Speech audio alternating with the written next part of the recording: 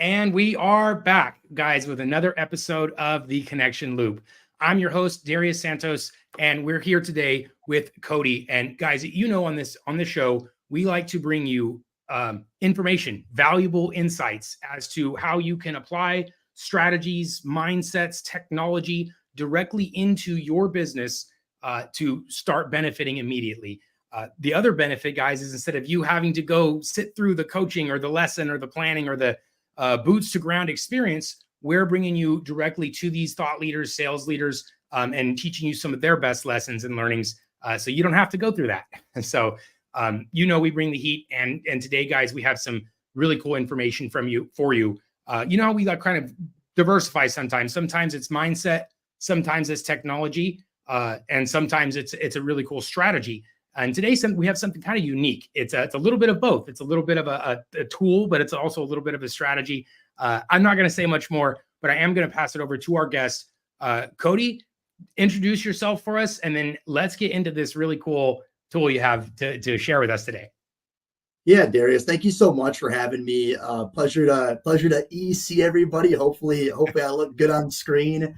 My name's Kody Klenow. I am a vice president of revenue for Lee Enterprises in Amplified Digital.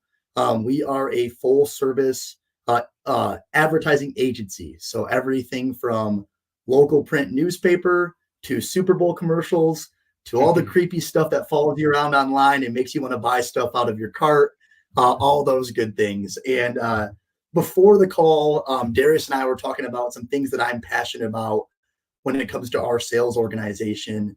And really one thing that I am very, very passionate about, my teammates will probably laugh if they see this, but I'm very passionate about prospecting. It's not the sexiest thing when it comes to sales. You know, the sexy thing is coming on podcasts and talking about sales strategy and presenting and doing all those things. But none of that good stuff happens unless we prospect. And there's a lot of really great ways to do that nowadays. You know, you can incorporate video, talk to Darius if you want to learn how to do that.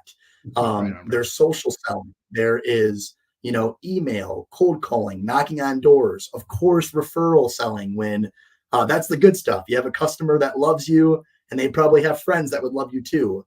But really one thing that we focus on in our organization is prospecting and being really in keeping our metrics in mind. So we work with all of our individual sellers to develop an individual prospecting calculator.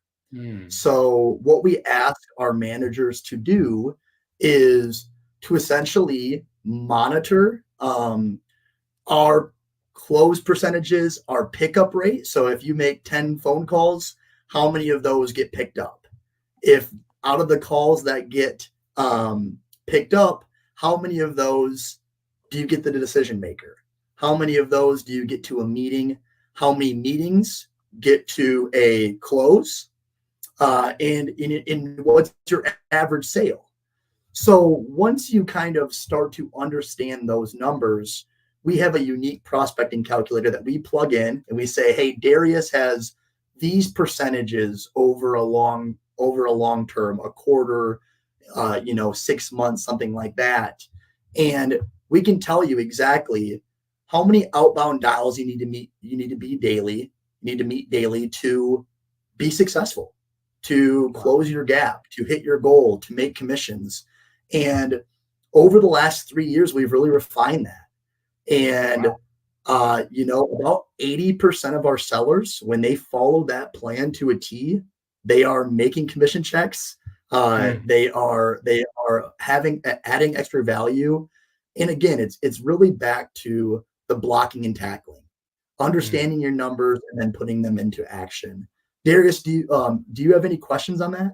Yeah, I have a ton, man. I want to dive into this thing. So, well, first, how established does an organization need to be? Like, how much data, how much numbers do we need to have, like backlog, to sort of build something predictable like that? You know, like how many phone calls, deals closed, sort of appointments set do we need to have a baseline to then sort of try to build a predictability or build a calculator like this?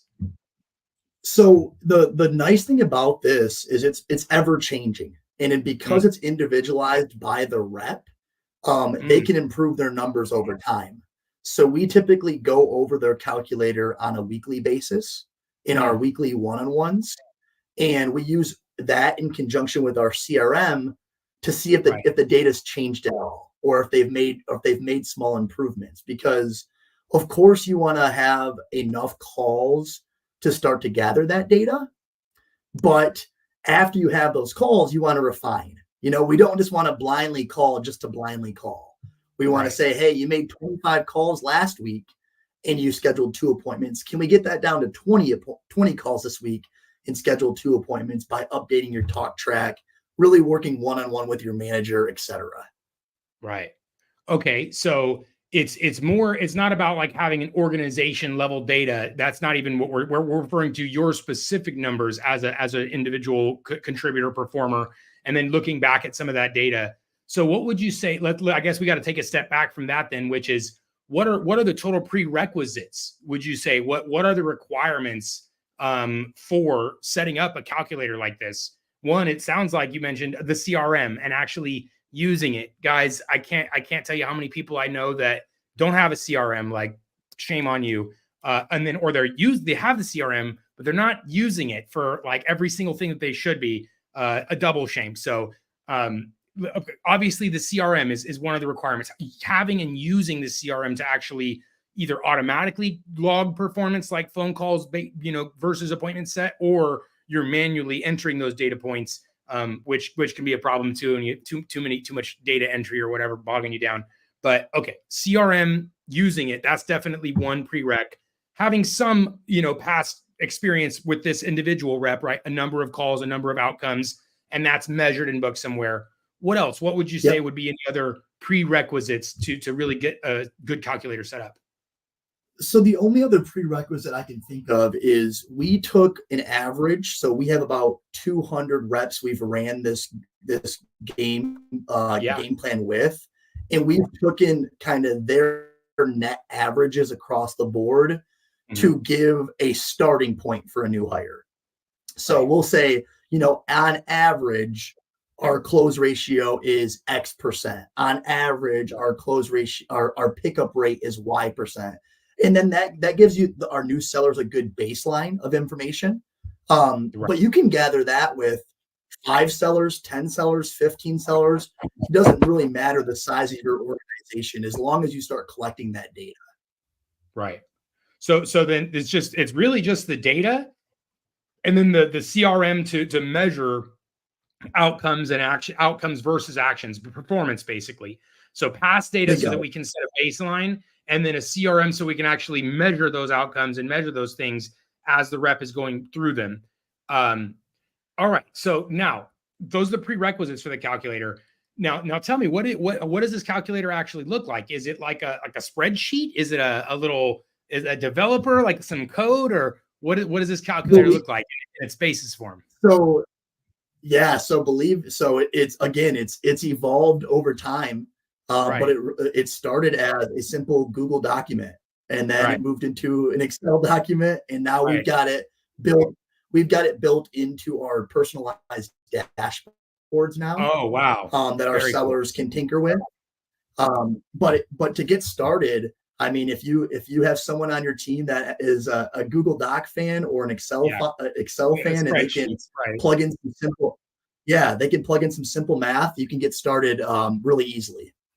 Nice. Okay. So, guys, no excuses. Like everyone has free Google Docs or Google Sheets or Excel sheets, whatever. So you literally have the ability to do this at your fingertips. Now, the only thing we discussed is those requisites. Having past data, having a CRM where you can measure and analyze. So, if you're not measuring these things currently, make sure you have an ability to do so. We're not saying stop everything, rebuild your business so that you can implement a CRM. Like everyone stop. No, don't do that. But do right now, make sure you have something in place where you can go back post-mortem even and measure these types of activities. How many calls, how many emails, how many activities resulted in how many deals, closes, opportunities, whatever.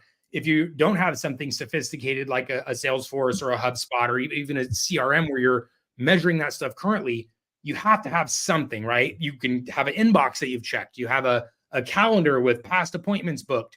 Whatever that is, it is going to be worth your guys' time and effort to go measure those activities, because that's the only way you're going to build a calculator like this and sort of reverse engineer your next hire's success or your current hire's success, your current salesperson's success. Look at what their performance has been, and now we'll have a good baseline. And now we have an ability to sort of agnostically measure. Like there's no emotion in this. This is data. This is science. And so it's not like, how are you feeling? It's, well, here's the numbers and let's look at some of your numbers.